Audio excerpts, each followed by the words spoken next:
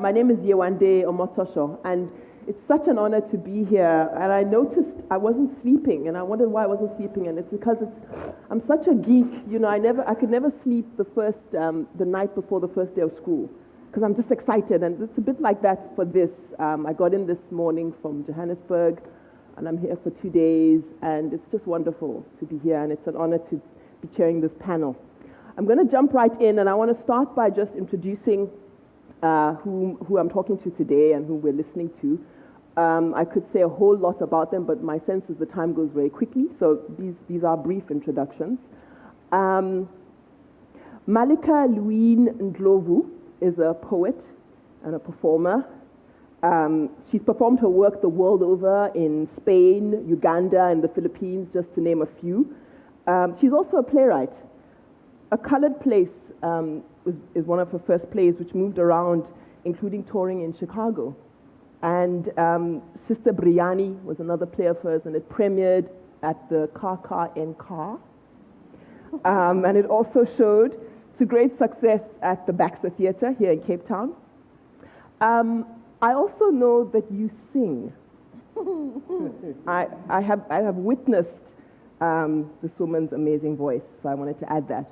But if I think of Malika, I think of you as a true instigator, and you're a real progenitor. As I was just reading more about your work, you've really sort of marked the way for so many writers and poets, and I include myself, actually, in that. If you think of any poetry collective that's come up in the last 2 decades, quite honestly, you've been involved in almost all of them. In terms of her poetry collections, Born in Africa But was her first solo anthology, followed by Womb to World, A Labor of Love. And in her later collection, Truth is Both Spirit and Flesh, she includes a series of tribute poems dedicated to people who, in her words, remain beacons for her. Welcome.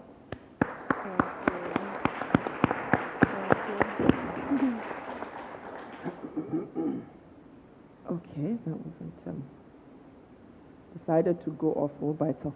Paul Beatty, speaking after the presentation of the 2016 Man Booker Prize, which he won for his 4th novel, The Sellout, said, "Writing has given me a life." His first novel, The White Boy Shuffle, was published 20 years before, in 1996. His other novels are Tough and Slumberland, which I've heard him say is his favorite. Apart from his MFA in poetry, he holds a degree in psychology. The Sellout is a lacerating and extremely funny book. The story is about a man who finds himself being, to borrow a Facebook phrase, an it's complicated slave owner, to an even more it's complicated slave. Their neighborhood in LA is being erased off the map, and they go about inscribing and reinscribing their space, which of course, as one would imagine, leads to segregation. An interviewer asked Paul if everything can be made fun of, and he basically said yes, essentially. And then the interviewer said, including genocide? And Paul said, well, that was the topic of my first novel. Paul Beatty.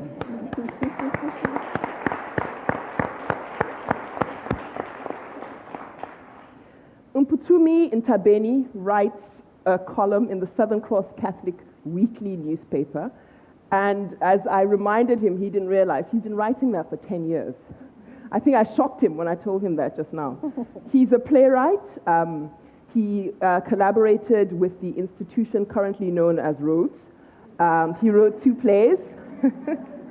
He wrote 2 plays that were performed at the Grahamstown Arts Festival. Reading Ntabeni's debut novel called The Broken River Tent, it often felt a lot like reenactment.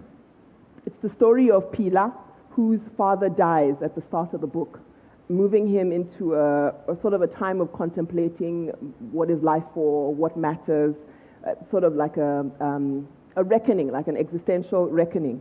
And throughout this time, as Pila is going through that, he's accompanied by the spirit or the ghost of Makroma. Makroma is the Xhosa chief instrumental in the resistance against British land grabbing in the 19th century. So the story is set in PE, in Port Elizabeth, and Mputhumi describes the novel as an inclination to look back on history. The Broken River Tent is forthcoming, and it will be published by Blackbird Books. Welcome.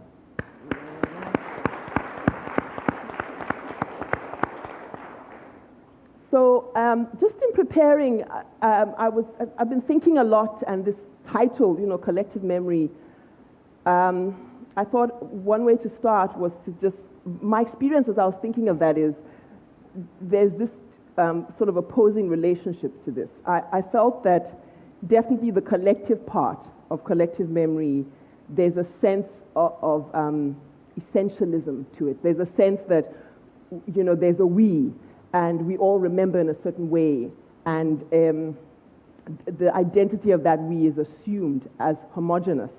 And I found I had a problem with that. But I also could see that collective memory is important, and it's a thing, and there was this sort of back and forth relationship to it. I really like in the book where you say, and I thought it's crucial, the importance of to remember where the bodies are buried, which for me speaks to this idea of the significance of collective memory. So the first question I had, and I'm just going to throw the questions out, I'm not going to direct them, so please just jump in and have the conversation. But is collective memory a form of nostalgia, though, do you think, or is it a fantasy we cling to? What do you think? What do you think about that? And this idea of that there's this sort of, I have anyway, this difficult relationship with the notion. Who wants to start?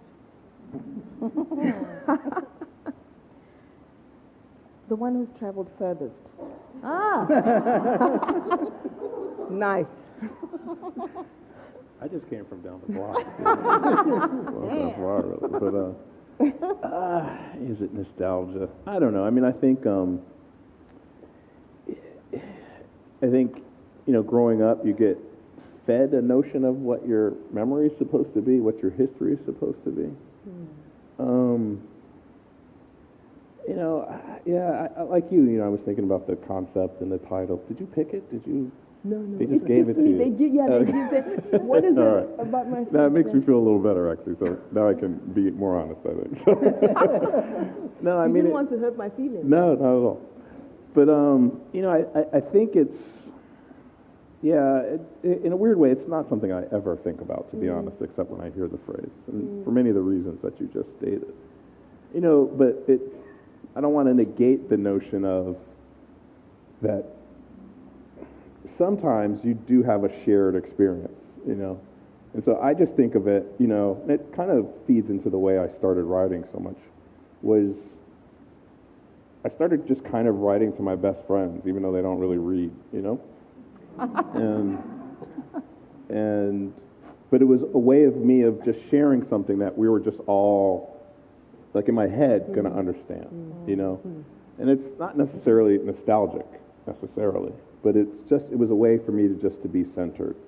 So, I don't really have much more to say other than that. I can definitely relate to that, the sense of speaking from a place of resonance. If I think about collective, it's very difficult for me to not hear Kolega's name in this, right? Yes. Because firstly, I am here not in her stead, but happily with Kolega in spiritus. Yeah.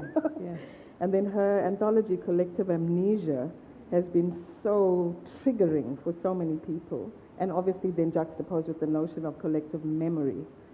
I think about my work is site-specific, and the site could be the body. Memory is a site in my thinking. And I think about the wounds are also, the site of wounding is what sometimes creates this ongoing reverberation where people recollect or want to recollect or return or reclaim or restore or redress, etc. Because that I think it does come from there is a hotspot. Yeah. There is a moment, there is an experience. It may not be common as in identical, because we're obviously absorbing as individuals with our own lineages of sorrow and perceptions, etc. But we come even from families, from very small even family units, with very different memories of who our mother or our father was as we grew. I have this with my siblings, where I'm stunned that they see our mother and our father so differently to me. And I'm maybe 7 years apart from my youngest, So I think obviously memory is permeable But there is something that holds it, that says, let's go there together, from whatever your perspective of the site is. Yeah. And why? Why now? Yeah, and that we can go there. I mean, because if I think of the Broken River tent, where it's very much about this young man who's alive relating to an ancestor and having a conversation. Because what I was thinking when you were talking just now, Malika, is you wrote this article where your son came to you, he was 13 at the time, and he said he wants to write to the government, and you felt like, oh, my boy, he's going to... And what he wanted to write to the government about was to ask that basketball and skateboarding become sports in all the schools in the country. And I was already and you were like, political education. Yeah, but you wrote, and I want to quote you. You said, born in 1990, there's only so much of our South African history that he knows, only so much he wants to hear, and I have so much I feel he must be told. I have so much to tell. So part of this is also this thing of what you're saying, okay, it's about the best friends or whatever, and there's this collective, but we need to relate. I mean, in your novel, there's this need that Pila must relate to the chief. They have to engage. So is that, and I was wondering if, well, that's another way of thinking about it then, that it's not simple, it's not straightforward, it's complex. You would love your son to be writing to the government about, I don't know, something noble. Yeah, not sports. Yeah. But you meet somewhere and you talk and you work in the gray zone. So I suppose I wanted, and if maybe you want to start, but I was curious to know from each of you about that gray, about the complexity, that it isn't straightforward, but that you're doing it. Because even if you say, okay, collective memory, but it's there in the book anyway. You know, well, because you're talking segregation, you're talking, I mean, these aren't assumptions, but you're talking about things that have happened. And you're doing something with it, but it is there, it's present. It's complicated, but it's present. Yeah, do you want to start? Yeah. For me, I'll be honest, the topic quite resonated with me because, especially with this book, because this book itself happened at a time that was a little bit difficult in my life. And then I also come from the history where my culture has been fractured by the colonialism and all that stuff. And whenever I go back and I try to, not like, but to, how can I say it, to structure my identity. And then whenever I read stuff, when I read about people talking about my people from their own point of view and not from our own point of view, and that didn't sit well with me.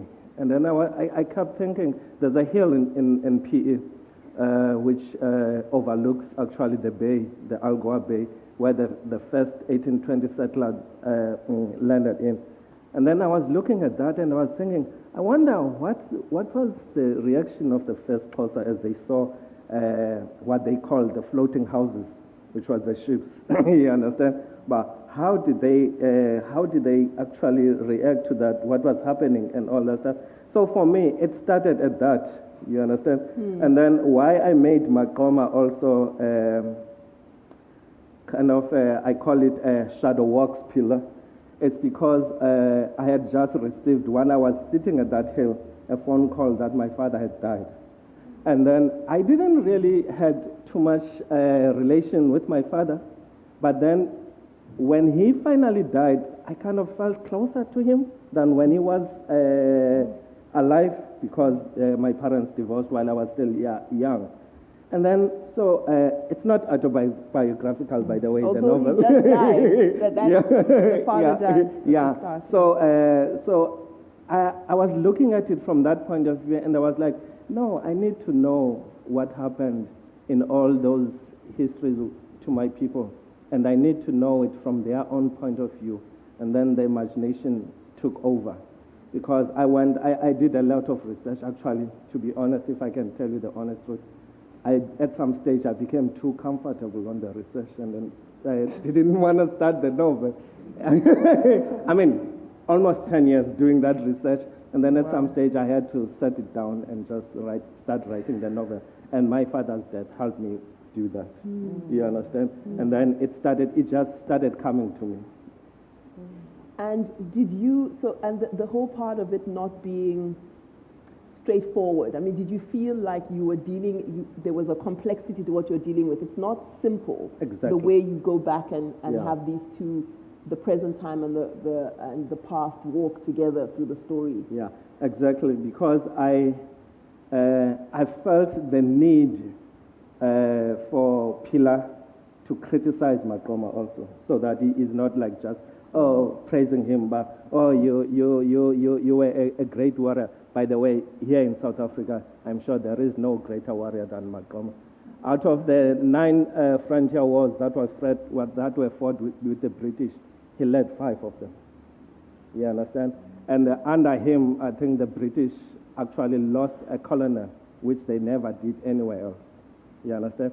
Of course, we can go back to history and say, but although the British had the power, they had other wars because they were just out of the Napoleonic Wars, and then they were also going into the Opium Wars and then the Crimean Wars.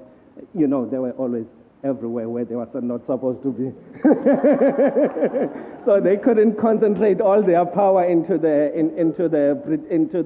Cape Colony, which is basically probably why those wars took 100 years, actually even longer than they fought with the French. You understand, I think?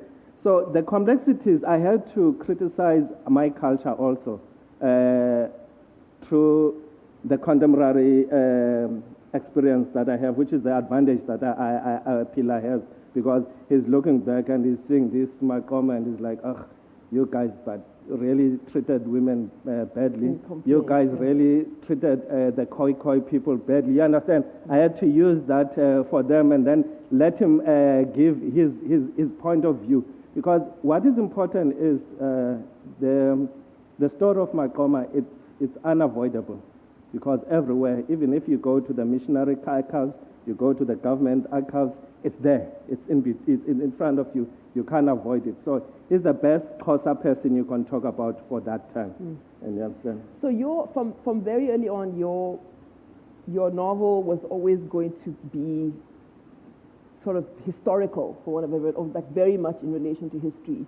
And I suppose I wondered, for Paul and also for Malika, whether I feel like you've said it's not like you don't write about history. I don't know if you have actually said that definitely, but I don't know, I feel like you've said, no, it's contemporary, it's about now, but it's obviously in conversation with.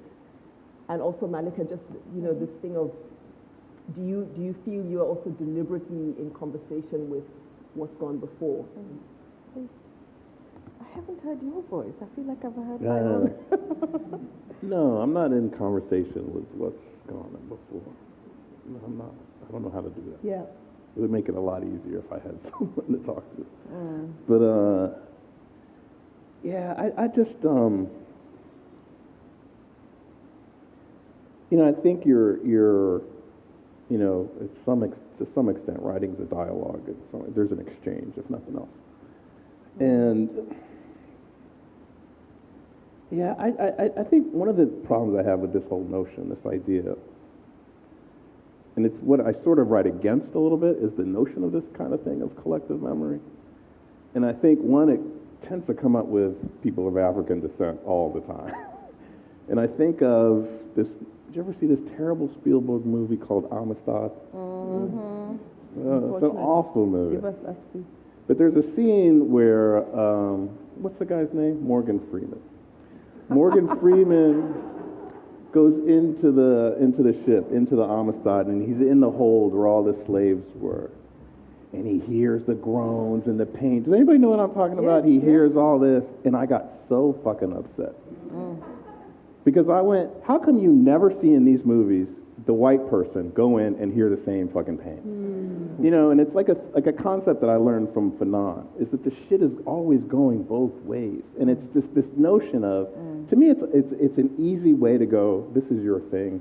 I don't have anything to do with it. This is the magical shit y'all do. And I just don't subscribe to that, And so I sort of, not my struggle, but my thing is to try to examine the way that we characterize each other, the way that we tell each other how to think, what to think. Yeah.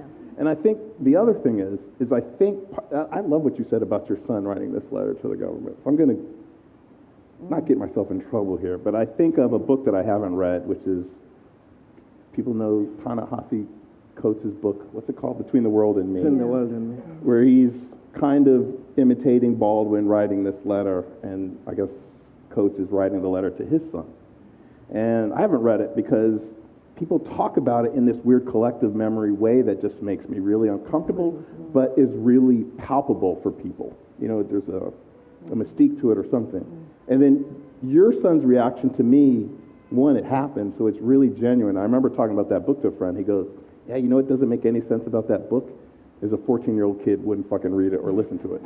You know, which may or may not be true. Yeah. But for me, you were talking about the gray area, and that's the fucking gray area. About but we don't talk about it in that larger umbrella very often. And also, I mean, I'm going to literally, we can bounce with this notion of gray, because what colors make gray? Black and white, right? So, you know, what colors make brown? You know, black and white make brown, you know. So what I am finding so liberating at the moment, I'm kind of tripping on Dimitri Erasmus's book, Race Otherwise. Because even now in our earlier conversation around constructing identity, she was talking about something that in my head I've always thought about spirals. I'm addicted to this, you know, the Nautilus shell and concepts of design and nature being replicated everywhere, and our DNA and helixes and blah, blah, blah. But the point is that if we just think about the patterning, she was surfacing the concept of us living at constantly in states of threshold. And when I think about memory and the way that we look back or forward and how much the past is in the present and is seriously manifesting the future, which is like an hour from now or tomorrow or next year, etc. You know what I mean? So she was raising the notion of multiple thresholds, multiple identities, multiple communities that are overlapping and even conflicting. This is more authentically where we live, conceptually. For me, that's a lot more real than this fixed idea of let's look back together, because that's actually that's a colonial perspective in many ways. This is what happened, that's what happened, and even the neat picture of the chief. You know, I mean, as Amazulu would say, yo, really, Makoma, really, come to Mangete, come to Gualu. You know what I'm saying? So and yet, your perspective and reality is absolutely valid. So is mine, so is hers, his, etc. The other notion is also this concept of time. I mean, seriously, this is not time. This TikTok is not real deep time. The manner in which our spirits move, the ancestors, the notion that ancestors are there, hello, you know, and not here. And the idea that our lineage or our lives are chronological. I felt a lot wiser when I was about 9. You know, I feel a bit doof at 40-something many times. You know, I think young people are incredibly wise. I'm sitting at their feet right now, especially the 20-somethings. There is so this notion even that, so Dimitri was talking about threads, not the lineage that goes from here to here to here across time, and this genetic bloodline, which is of course multiple and complex, but entangled lines, so that even boundaries start to move and shift and breathe. Is that not sounding more authentic? Authentically human, where even then the resurrection of bones will tell us, yes, we are all African, or whatever, you know what I mean? Any of these ideas can coexist. The thing that creates the tension, the thing that makes us want to kill each other over this, is the notion that mine has to be validated by the erasure of yours. That mine is, as there's something at stake. Yeah. What am I threatened by? If mine and yours are both here? What is it that I fear losing? If your memory, my memory of my mother is very real. It's not debatable. I had my, you know, it's a cellular memory of my version of her. So is my brother's, and we can debate this to the death. And yet, here we are, two genetically coded beings connected to that same womb. What are we going to kill each other over? Yeah. Seriously, who has to be right? We are both right. Yeah. They're both true. But now, so that acknowledging, though, that they're both true, because what if we can move that into another question I had, which is, because you're talking about Koleka and the title of her anthology is Collective Amnesia, which for me is brilliant, or I think like on collective blindness, you know, and there are many things we could talk about, but when this notion of collective memory, the shiny notion in the sky, one of the things that I find problematic about it is also is the blindness and how stuff that is, how sort of an analysis is usually missing. And this is only one example. For instance, the arguments I have with black men, but not only some white women, I'm sorry, some black women as well, around, we can talk about race, but if I start to talk about patriarchy, then it's like, I'm not so sure about that. Can't really see that, sorry. And so there's this, it's convenient for you to see this thing over here, but not that thing. And so there's the blindness out there, but also there's our own blindness. So I mean, do you deal with your own amnesia? You know, do you deal with it in your work, and do you deal with it in life? Because it's fine if you and your brother agree, but mostly people are just like, I'm not looking, I'm not going to look. And how do we work with that? You know, how do you grapple with that? Sorry, can people hear me, because this thing fell off? Yeah. And I just kept going. I didn't even stop. Yeah. Okay. Yeah, I think in a way we are agreeing on this, even if we see it in a kind of different way. And I totally agree with Malika that time is not linear. It's secular, if anything, which is why Pilar speaks with Malcolm as if he's a living being now. And I always find it quite interesting, Yewande, when I talk to my friend, I said, but it's my attempt to probe into the unhealthy silences of history. You understand? And everybody thinks, but we need to address this colonialism thing. And I will say, but also we need to address the failures of our tradition. You understand? And then everybody's like, no, then you understand? I said, yes, because that didn't just happen. You understand? There were issues, there were failures. I mean, I'm going to make you a simple example, which I think will resonate with you. Because I was arguing recently with some friend of mine in the echo chamber, Facebook. So I'm like, and I said to them, you know, you might think I'm joking when I said that, but the essential failure of the Xhosa as a nation during that time and before was polygamy. And then he says, but why? And he said that it introduced a complication into a heritage, or who becomes a king and all that stuff. Because the king had so many wives, and then the children were fighting among each other. And then while they were fighting among each other, the Khakhabes against Amangeka and all that king, the British came and took the land. You understand? Because they couldn't be united. They couldn't be united on each other. And then when you go, this is not a joke.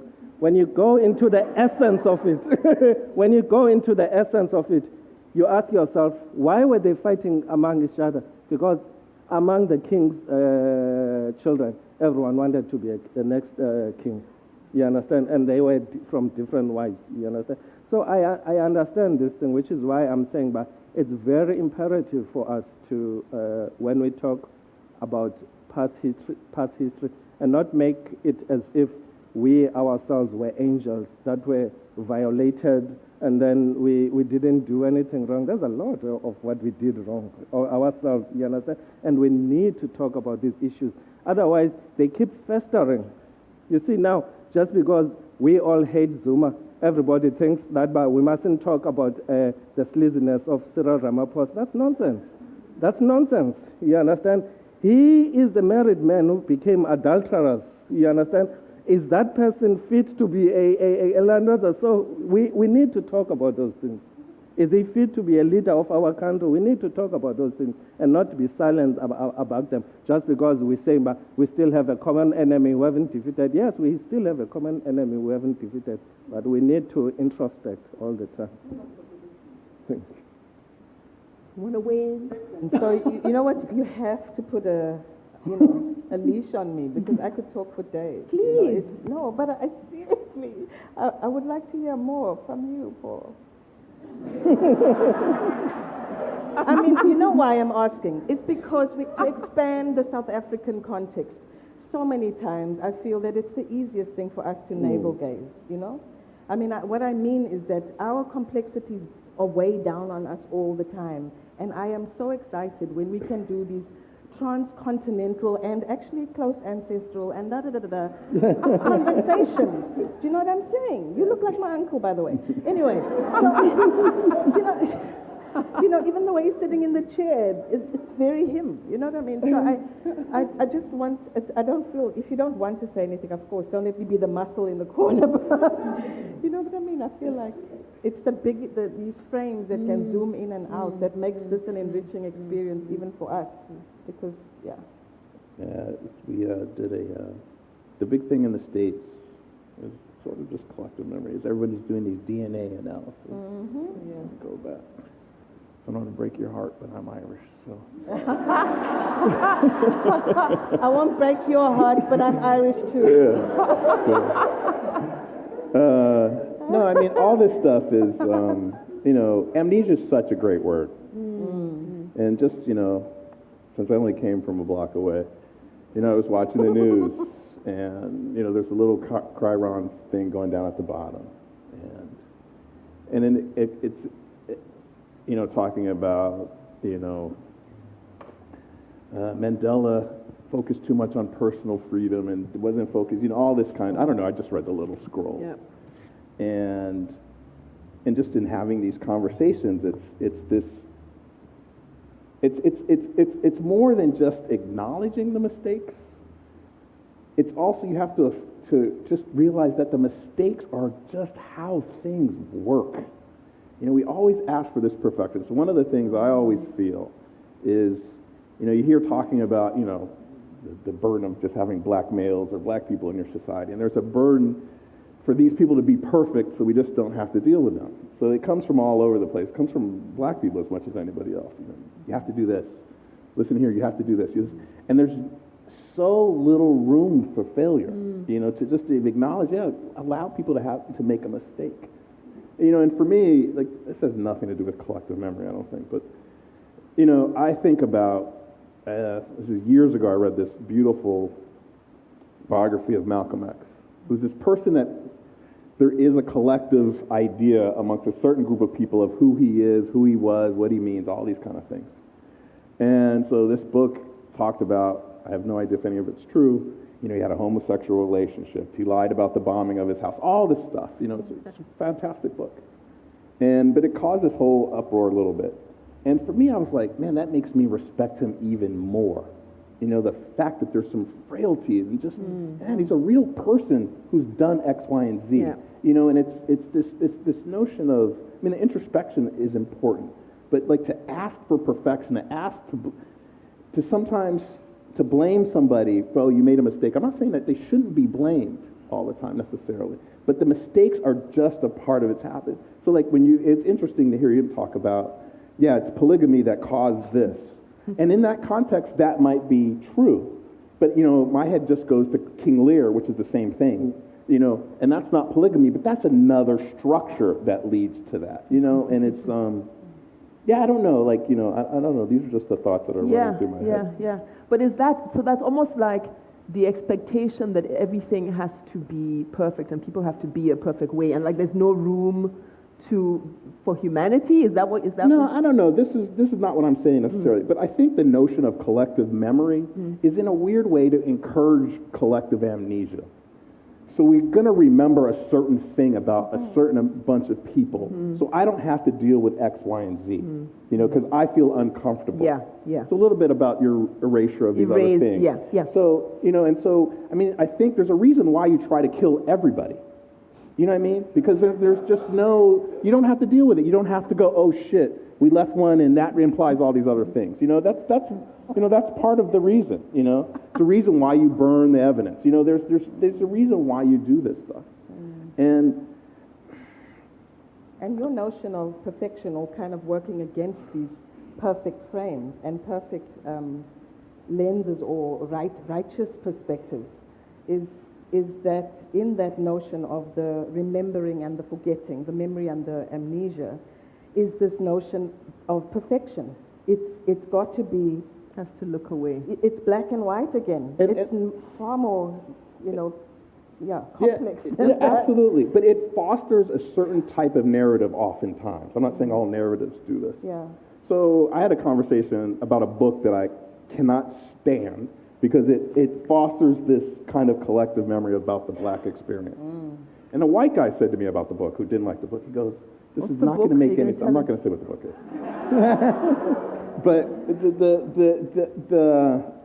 does anybody know who Kunta Kinte is? Does that have any? You guys do? Okay, this is so scary. He's Irish too, but that's another story. Anyways, but he said something. He said to me, he goes, we were talking about the book, and I was like, yeah, I didn't like that book, and it's it's a fairly popular book. And he said to me, and he was uncomfortable saying it, but he goes, it has this whispering Kunta Kinte tone. And I went, damn, I know exactly what he means. But for me, it's not this notion about that the book dealt with, the African diaspora. That's not that. To me, so much American literature has that same tone because it fosters this feel-good. Yeah, exactly. Exactly. It kind of it absolves you from culpability, resolves you from responsibility. It just because it hit me because he had said it. Too easy somehow. It's too easy, and he had said it, and I was at the time reading these books as part of a contest that I was judging and dropped out of. But anyway, I'm reading these books. I'm reading these books, and I went, man, all these books are the same. They're just all the same. Doesn't matter where it's set. Doesn't matter who's narrating it. It just fosters a certain kind of narrative. And then, so the other thing is, I think people learn to say, I don't believe in being safe. You say some stuff, but you tell a different story, and just, yeah, I'm not making any sense, I know. I never do, but it's... You are making sense. One of the things that I'm thinking about is the question that I raised earlier when I said, why can't both or all our narratives coexist? Why does mine have to erase yours or vice versa? And that was talking really again from this kind of binary way of seeing things. But I was surfacing the question because I'm also thinking about it obviously isn't simple to just say, come on, let's all live together, heal the world. It's if we're talking about displacement or genocide or rape or the right to return, the facts of what actually happened, however rich the memory around it is, but there are things at stake that cost lives. There are that cost treasures that are intangible heritage, and people are feeling the transgenerational ache for those things. And because they can't be evidenced in this empirical Western way, they're diminished and they're not seen as valid in the black-white paradigm. Like, show us. Give us the actual name of your people. Hello? To look in the reason I wrote the play A Colored Place was because I was growing up in Durban and I kept hearing a narrative about colored experience that had nothing to do with my reality. Everybody was van die Kaap af. What? People did not grow up speaking Afrikaans in Durban. That was the last British outpost. We spoke English, and we tried to be as Catholicized and Anglicized as possible, So, and we thought that we didn't understand the slave mentality of colored people, labeled colored, whatever you want to do with your hands, in this province. You know what I mean? Hashtag colored, Ugh. I understood that as kitchen slave mentality, people of color calling Afrikaans a mother tongue, until I got a clap coming to Cape Town and understanding the roots and the story and the complexity of this language and the richness of it and the authentic mixing, the mengsel, gemeng. So, I mean, for me, I think even none of this can be oversimplified, and none of it's actually invalid or doesn't make sense. Because make sense is also put it in a box, give it a label, give it a rationale, give it we have to be able to connect and understand each other. But it's not necessarily going to be, because now we found a resolution. lines up, yeah. We know what documents about our experience have done in reality. Not only have they excluded various narratives and perspectives, a lot of women's voices, etc., but they have also become the guideline or the new Bible around which we are supposed to understand what actually happened. If it's not in print, it never happened. If it's not on the internet, it didn't happen. What? On Twitter. It's not If on it's Twitter. not on Twitter. This is a good point, and we could, just a few options. It's like choose your own adventure panel. Because I'd really like to hear you read. So that's something we could do now, and then take questions, because time is going. We have about 15 minutes left. How's that as an option? Sure. I mean, we could keep talking. There's so many other questions. I mean, you're talking about a colored place. The thing of place and territory is something that all your work speaks to, and inscribing, and like when me goes around painting borders in the book. Me, there's the guy in the book, not me. Should we do some readings? Yes. And maybe we just go down that way, and then we'll go straight to... Do you mind if I just have something to drink and... Okay, fine. You go down this way then. You start. Thank you. You go ahead. You begin. Yeah, please.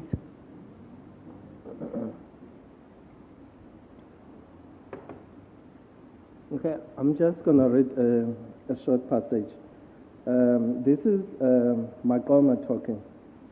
There is a council, and then the other chiefs are accusing him of being a coward because he has tried to tell them that they are not ready to go to the Fourth Frontier War. You understand? And as a result, he stayed out of it. You understand?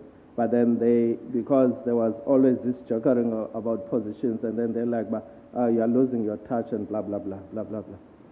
So here it goes. Circumstances plot to the advantage of the devil's mischief when he is preparing your destruction.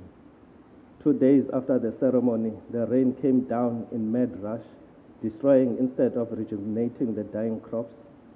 But nobody cared. The bottom line was that it came, which then meant Mkhatsi stood in favor with the ancestors. From then on, the grumbling wind could only fan the fire of Mkhatsi's popularity. Charlie, my brother, who could never resist the temptation to win glory for his ego, fanned this time by Mkhatsi, started rustling white farmers in flat disobedience to my orders. This gave a long-awaited excuse to the mounted rifles, the mercenary destructive force hired by the colonial government, to come down on us like a disease. Thank you. Thank you.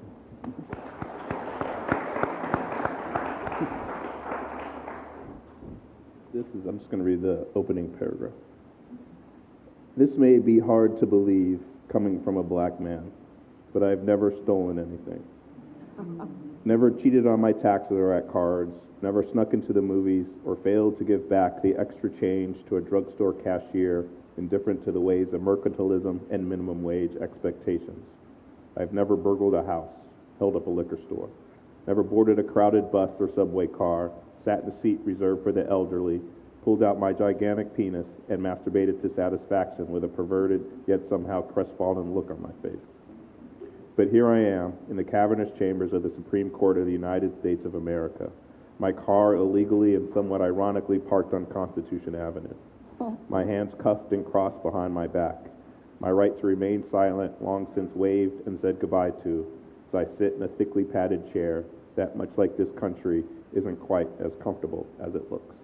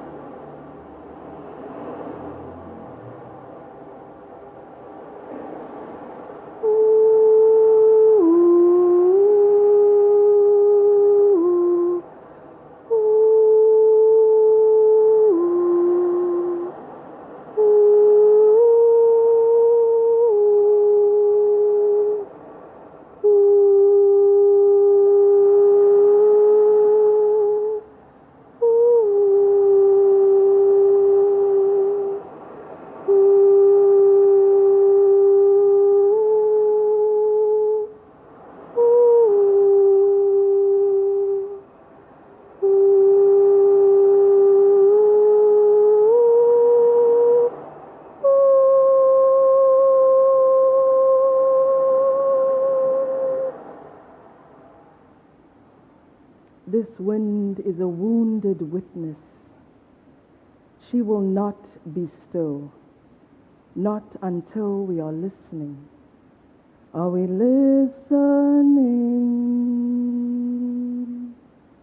Will we recognize her, standing at this crevice between our reality and hers, howling around this empty plot, this hole in our history? This wound, this wind, is a haunted woman. She is wild with rememberings, singing the truth and tragedy of our buried heritage, our slavery. And if we do not know, if we do not know, are we free? How can we be? She is haunted. She is wild with remembering, singing the truth and the tragedy of our buried heritage, our slavery. She is held captive once again, this time by a broken chain of events, our degrees of amnesia, the root of her dis-ease. Her feet are bleeding from this haunting dance of grief. She will only know relief when our ghosts are put to rest, when their stories are recollected, return to their place of honor, recorded in our history, embedded in our memory. Bring in this light of consciousness.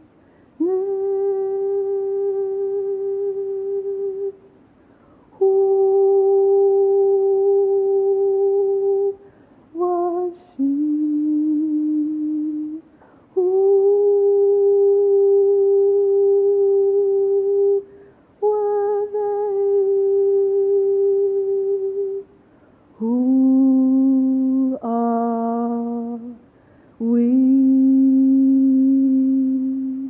And with this unearthing, we begin to see the true dimensions of this family. We are unearthing the path of recovery. And out of the questioning comes the who am I? Out of the questioning comes who am I? In the listening comes through you am I. Through you am I. Through you am I. Through you am I. Through you am I. Through you am I. Through you am I. Through you am I. Through you am I. Through you am I. Through you.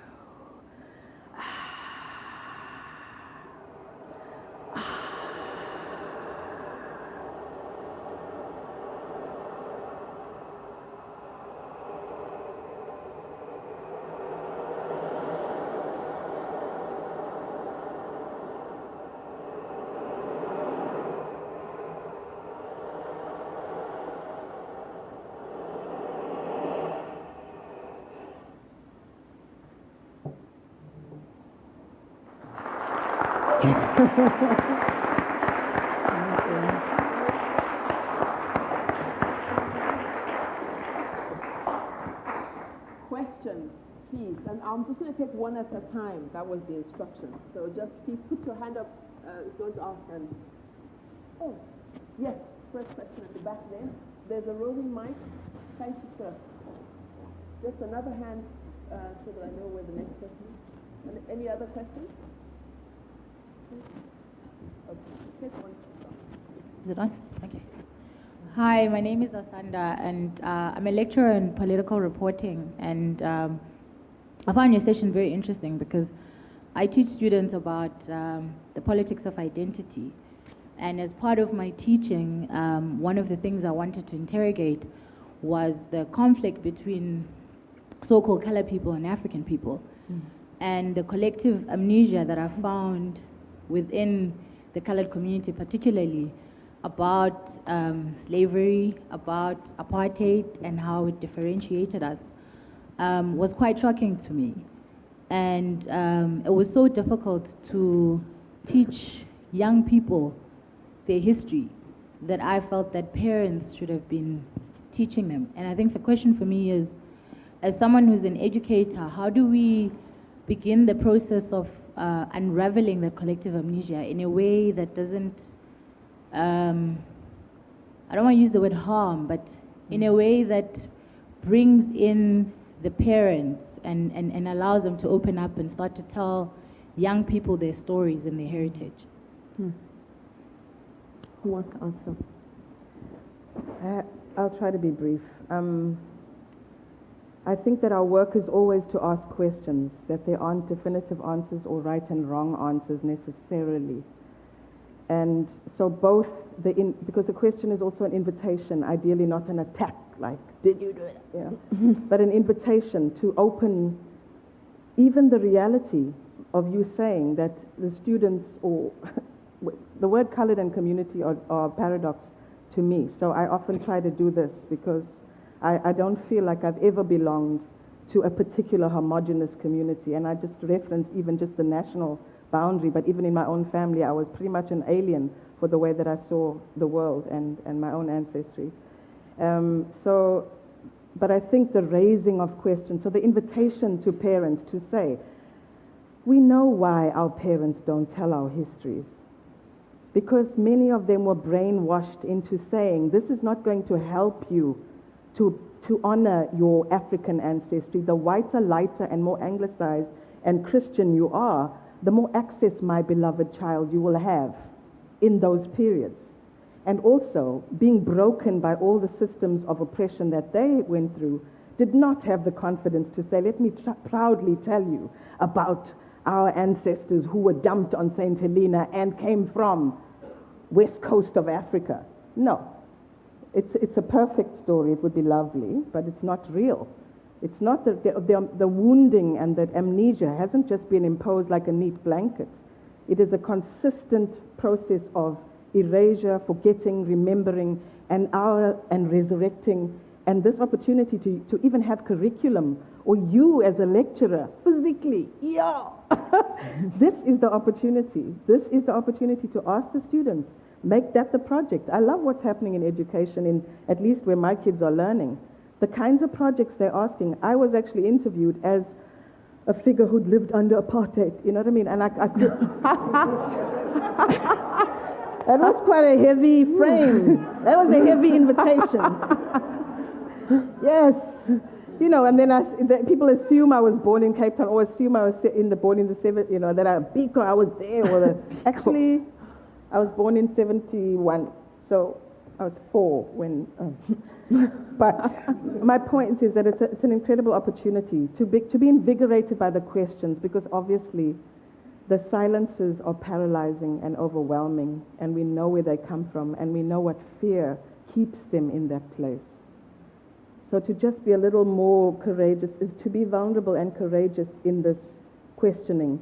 Will you go and ask your grandmother, or would you like me to ask her for you to tell you that story? Because it's there. She will probably feel validated, as my grandfather was when I said, take us to Mangete. I want to know. I've been having these dreams, and I know this place, and I know the smell of Mpepu. Take me there. And he jumped up to take me in the moment. I thought, like next Sunday, waiting. Grandpa. Like you've been waiting for He's like, Katie, bring my jersey. We're going to Mangete. And for the first time, I heard him speak isiZulu from Durban to Zululand. Everybody was shocked. Nobody had ever asked him the question. And in his paradigm, his own daughters couldn't ask the question. It was disrespectful to ask your father such things. But as the grandchild, I could come with my video camera and say, take me there. And he was proud. No one had asked him. Another question. Chibundu. Thank you for your panel. Paul, I think you should do that DNA test again. I think you'll find you're Nigerian. You should do the DNA test, you'll be Nigerian. Everybody's claiming. But my question is, do you think it's healthy to have a personal connection to past trauma? And I say this from the perspective of someone who studied kind of English history in my undergraduate. And we would learn about past traumatic events like the Wars of the Roses, but nobody had any personal connection to them. They were just bad things that happened a long time ago. Is that a healthier way to do things? I'm asking. Go ahead. You mean personal trauma or historical trauma? Historical. How does it serve us? Like slavery, sis. What do you mean by connection? Like knowledge? Like, I mean, because the previous woman said an interesting word to me where she's, how do I do this without causing harm? And is that what you're kind of saying the same thing a little bit? Maybe. Healthy. You know, like healthy. Yeah, exactly. These are words I don't use. Wounded, healthy, scar, heal. I don't use them. You know, it's just. Why not? Yeah, that's a good question. I just don't operate that way. You know, for me, it's always festering. You know, it's just. And that's just. Or you've forgotten about it. It's like the cut that you didn't know you had until you noticed you were bleeding. You know, I don't know. So, like, healthy, I don't think about what I do in terms of being healthier or in terms of making myself healthier. Like when people write about, oh, it's cathartic, that just never occurs to me. One, it's never been cathartic, so maybe if that happens one day. But so that's the part I'm not worried about. Like, you know, and I'm a person, you know, who has a little bit of a background in mental health, so I'm very aware of these things. But that's not why I do it, to heal. And I think some people do, and there's nothing wrong with that. But for me, it's that acknowledgement that for me that healing exists, like acknowledging something, then you're healed. I don't know what that means or what that looks like. And again, that's one of those words like collective memory, like these things that we throw around with. I just never hear anyone talk about what that means. You know. It is more about what's constructive or useful. Like how does it serve us to bring the trauma of a war that no one living now or this generation feels a sense of connection to? What's the value of it? I mean, it's a valid question. Can I tell a quick story? Yeah. This reminds me of just both of these questions. You know, because there's the assumption that you're supposed to have a connection with something, right? There's an assumption that we often have. I was on a panel once. It was actually at the Asian American Writers Workshop. And I was with one guy about my age, novelist, had written a few books, and then two first-time novelists. Their first books were coming out. They were all Asian except for myself. I'd have to look at the DNA chart again. Maybe They might be Irish. But anyway, but this, I don't know if this is exactly speaking to what you're talking about. But so the women were talking about their two books, and one woman said, yeah, you know, I just don't have any Asian American characters in my work. You know, it's just. And the guy who's a friend of mine, he blew up at her. He went, how dare you? You know, we're a part of life, you know, there's color is a real thing, all this other kind of stuff. And so they all said their piece, and I didn't really have anything to say. Not to, like, cause harm or to make something healthier, but for me, the question is, no one ever asked her why, you know, and it was like, okay, why? And then so there's a thing where she could say, well, you know, I feel like if I put those in my book, they won't sell. You know, that's maybe some reasoning. And there's the other thing of, is she allowed to go, you know what, I just don't give a fuck about it.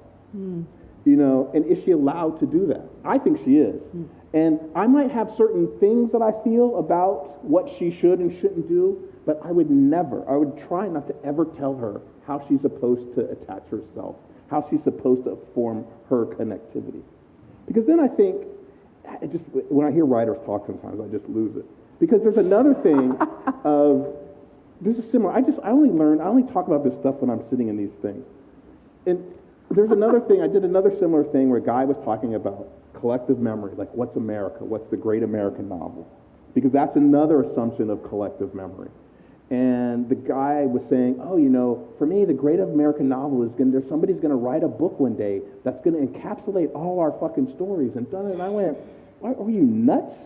You know, the idea is to expand the shelf. Let people decide for themselves. And there's some hurtful things. I mean, there are things where I see something and I go, man, sometimes I want to tell this person what I think is really happening. It's just what I think.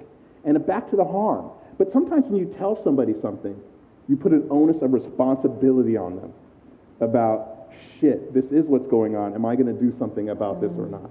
And sometimes that can be life or death in certain situations, you know? So, but I'm a person like, I just want everything, you know, or I like to pretend that way. I'm not going to say that's the actual case, you know, and then try to trust myself to deal with this stuff. And it is going to be difficult. You know, you're the last survivor of apartheid. You know, these things. And it's, you know. No, but Your like, case, a lot of that And is, it's a woman. Yeah, Did you yeah. notice? The survivor is a woman. But the other thing is and when some of the times I have to go, like, because I think someone is worried about everyone's reaction to it. And so some of the time I have to just say, you know what, that's not my fucking problem. That's their problem. You know, and it's a little bit, not about necessarily being, maybe that's a little bit about being healthier actually, is to acknowledge, yeah, this is something I have to work through. This is something they have to work through. I'm going over here. You know, I don't have time to stop. So. On that note, there are only 3 things I need to tell you now, which is that I need to say thank you to Leopard's Leap.